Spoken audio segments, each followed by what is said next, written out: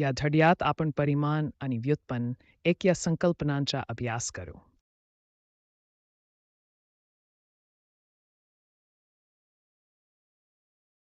प्रथम आपण मालमत्ता आणि परिमाण यामधील फरक पाहूया. जेव्हा आपण मापन करतो तेव्हा परिमाणाची संकल्पना समजून घेण्यासाठी हे उपयुक्त ठरेल.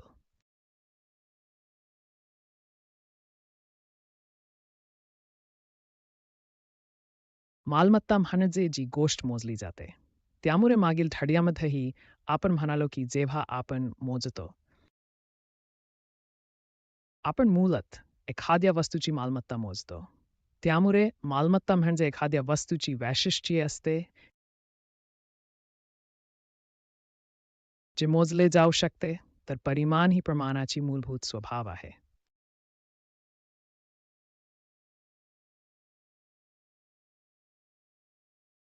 चला ते अधिक सोपे करूया जेणेकरून दोन संकल्पनांमधला फरक समजून घेता येईल. परिमाण हे एकांपासून स्वतंत्र असते. जेव्हा आपण लांबी म्हणतो, समजा आपण लांबी मोजत आहोत, तर आपण म्हणू की लांबीचे परिमाण आहे, समजा आपण ते L ने दर्शवितो.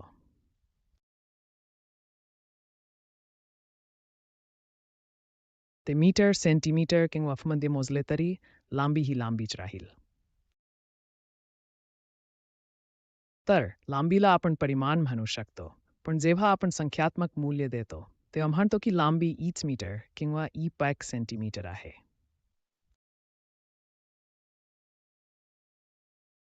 तर परिमाण म्हणजे प्रमाणाचा मूलभूत स्वभाव आहे.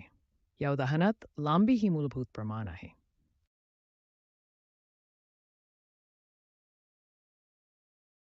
पण जेव्हा आपण तो गुणधर्म निश्चित करतो, तेव्हा आपण एकक जोडतो.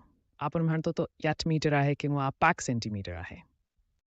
तर हे आपण मोजत असलेल्या वस्तूचा गुणधर्म ठरवते.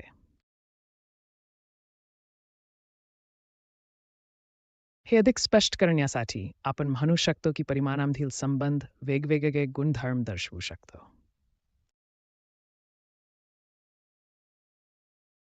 उदाहरणार्थ, जर मी लांबी म्हटलं म्हणजे 2 बिंदूंच्या मधला अंतर, तर ही लांबी आहे हे एक परिमाण आहे.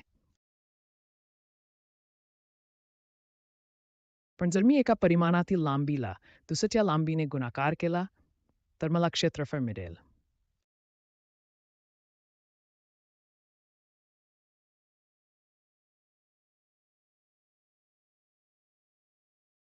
मी हे लहान लांबी म्हणू शकतो. मी त्याला रुंदी म्हणेन. म्हणजे मी म्हणू शकतो लांबी गुणिले रुंदी म्हणजे मला क्षेत्रफळ मिळेल.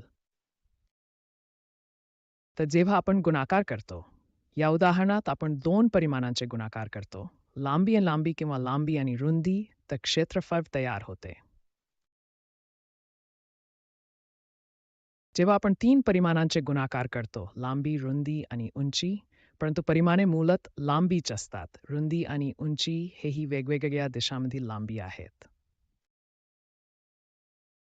आम्ही लांबी, रुंदी आणि उंची या 3 परिमाणांचे गुणाकार करतो, ज्यातून आपल्याला आयतनाची संकल्पना मिळते.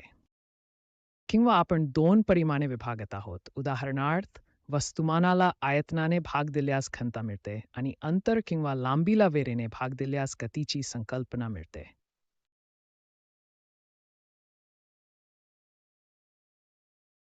म्हणून आपण पाहिले की जेव्हा आपण या परिमाणांचे गुणाकार किंवा भागाकार करतो, तेव्हा वेगवेगळ्या गुणधर्मांचे मापन आणि व्याख्या करण्यास सक्षम होतो.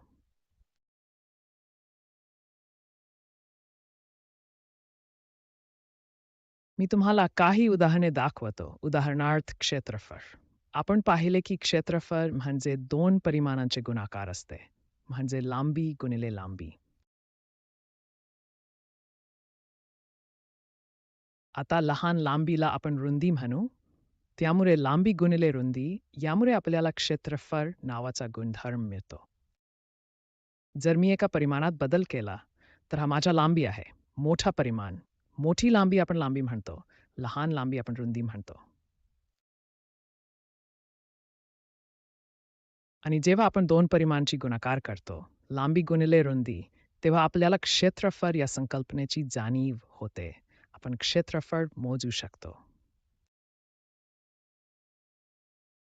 म्हणून लांबीचा एकक मीटर असेल, उदाहरणार्थ मीटर. दुसऱ्या परिमाणाशी पुन्हा मीटर गुणिले केल्यास मीटर गुणिले मीटर म्हणजे मीटर वर्ग, ज्याला मीटर स्क्वेअर किंवा वर्ग मीटर म्हणतात.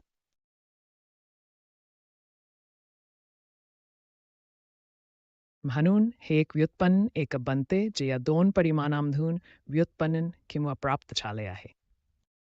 म्हणून हा मीटर वर्ग हा मापनाचा व्युत्पन्न एकक आहे आणि तो क्षेत्रफळ मोजण्यासाठी वापरला जातो.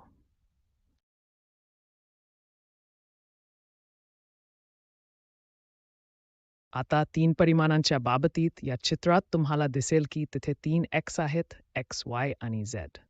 हे त्या दिशादर्शक आहेत ज्यात विशिष्ट परिमाण मोजले जाते.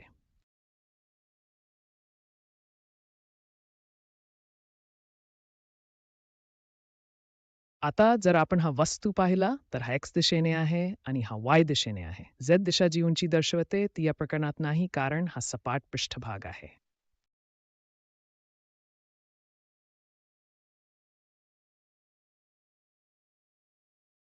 म्हणून आपल्याला फक्त 2 परिमाणांच्या संकल्पना मिळेल, लांबी आणि रुंदी. त्यामुळे आपण फक्त या वस्तूच्या क्षेत्रफळ मोजू शकू. जेव्हा आपण लांबी आणि रुंदी गुणतो तेव्हा आपल्याला क्षेत्रफळ हा गुणधर्म मिळतो. पण जर मी बदल केला आणि आणखी एक परिमाण जोडले, उदाहरणार्थ जर मी ही आकृती बंद केली, फक्त बंद केली, तर ती बॉक्सच्या आकाराची बनते आणि आणखी एक परिमाण आहे जे z दिशेने आहे. त्यामुळे ही तुमची उंची आहे, ही तुमची रुंदी आहे, ही तुमची लांबी आहे.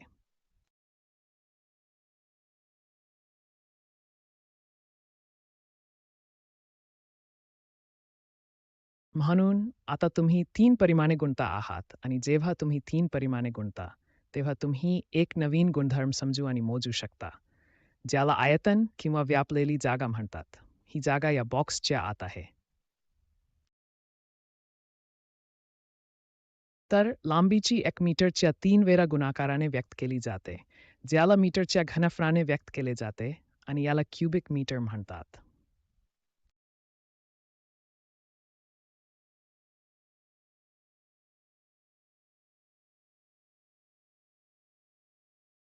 तर क्युबिक मीटर किंवा मीटर क्यूब हा आणखी एक डिराइव्ड युनिट आहे, जो परिमाण मोजण्यासाठी वापरला जातो.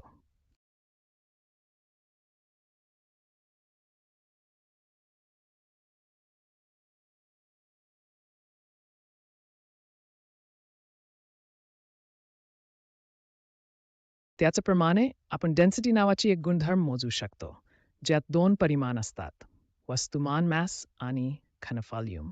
आणि येथे आपण गुणाकार न करता विभागणी करतो, म्हणजे वस्तुमाला घनफळाने भाग देतो.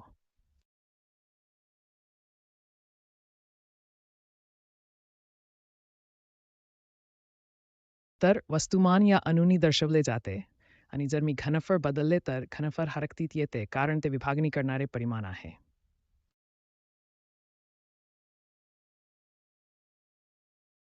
समजा मी घनफळ बदलतो, मी या जागेचा घनफळ वाढवले आहे. हे सिलेंडर आहे.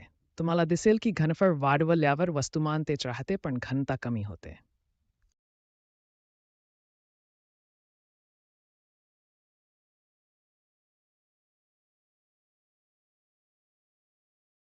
तर आपण वस्तुमानाची एकक वापरू शकतो, उदाहरणार्थ ग्रॅम, ज्याला आपण घनफळाच्या एकाने विभागतो, जसे की घनमीटर किंवा लिटर.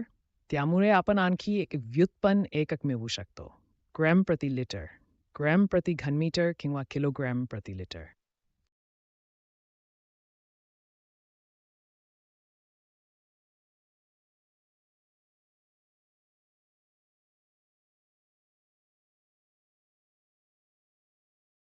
किंवा किलोग्रॅम प्रति घनमीटर ही सर्व घनता मोजण्यासाठी व्युत्पन्न एकके आहेत.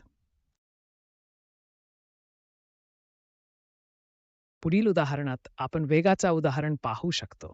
वेग म्हणजे अंतर वेळेने विभागलेले, त्यामुळे पुन्हा 2 परिमाण विभागले जातात. पहिले परिमाण म्हणजे अंतर जे मीटर आहे.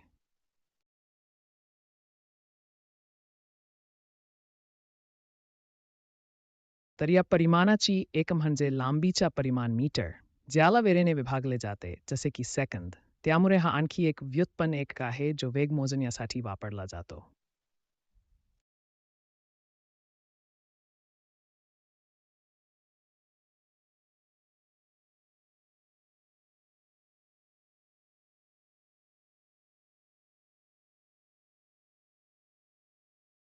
आता एक सराव म्हणून तुम्ही या गुणधर्मांबद्दल विचार करा. जोर, त्वरण, दाब, शक्ती, ऊर्जा आणि त्यांना परिमाणांच्या दृष्टीने पहा.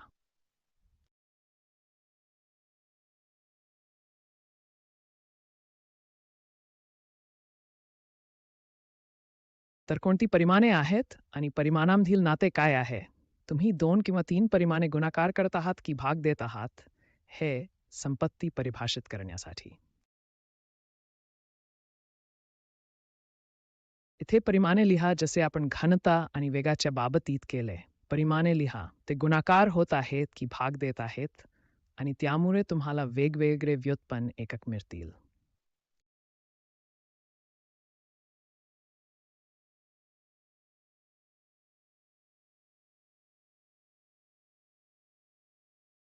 तुम्ही या व्हिडिओला येथे थांबवू शकता.